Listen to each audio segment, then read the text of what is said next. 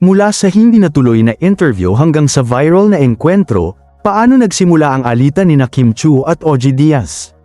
Umani ng matinding atensyon sa social media ang umano'y hidwaan ni Kim Chiu at showbiz columnist, talent manager, at vlogger na si OG Diaz matapos ang naging awkward nilang pagkikita malapit sa studio ng It's Showtime.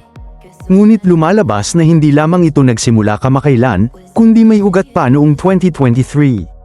Ayon kay OG Diaz, nagsimula ang lahat noong Agosto taong 2023 nang subukan niyang imbitahan si Kim para sa isang panayam sa kanyang YouTube program. Kwento niya, noong una ay sumasagot pa umano ang aktres sa kanyang mga mensahe, ngunit nang alukinan niya ito ng one-on-one interview ay hindi na ito muling nag-reply. Sinabi pa ni OG na nag-follow up siya at ipinaabot na wala siyang sama ng loob kung ayaw itong magpa-interview. Gayunman, ibinahagi rin niya sa publiko ang naturang pangyayari sa kanyang vlog. Bagamat sinabi ni OG na wala siyang galit kay Kim, marami ang naniniwalang dito nagsimulang lumamig ang kanilang relasyon. Mula noon, napansin ng ilang netizens na madalas nang maging paksa sa kanyang showbiz commentary ang aktres, kabilang ang mga isyu tungkol sa kanyang career, mga kontrobersya sa It's Showtime, at maging ang kanyang personal na buhay. Noong Disyembre taong 2023, isa rin si OG sa unang nag-ulat tungkol sa hiwalayan ni Kim Chiu at Sian Lim bago ito opisyal na nakumpirma. Muling naging laman ng balita ang dalawa matapos ikwento ni OG sa kanyang vlog ang kanilang kamakailang pagkikita malapit sa dressing room ni Vice Ganda sa It's Showtime. Ayon sa kanya, sinalubong siya ni Kim ng "buti naman pinapasok kayo."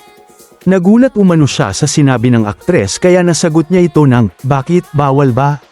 Inamin ni OG na hindi niya inaasahan ang naturang pagbati at inisip niyang maaaring may sama pa rin ng loob sa kanya si Kim dahil sa naging isyu noong 2023. Hindi naman direktang nagsalita si Kim tungkol sa insidente. Sa halip, nag-repost siya sa X ng isang tweet mula sa fan na kumukwestiyon kung bakit inaasahan umano ni OG na magiging magiliw pa rin ang aktres sa kanya sa kabila ng mga naging komentaryo nito sa mga nakaraang taon. Nakasaad sa naturang post, "Kapalmoks ni OD na mag-expect na babatiin siya ni Kim puro paninira lang naman ginagawa niya sa kanya. Expect niya magiging chummy-chummy si Kim sa kanya?" Dagdag pa rito, "Respect begets respect. Ano ngayon kung 1,992 ka nag-start? Bakit ka rerespetuhin kung di mo naman deserve?"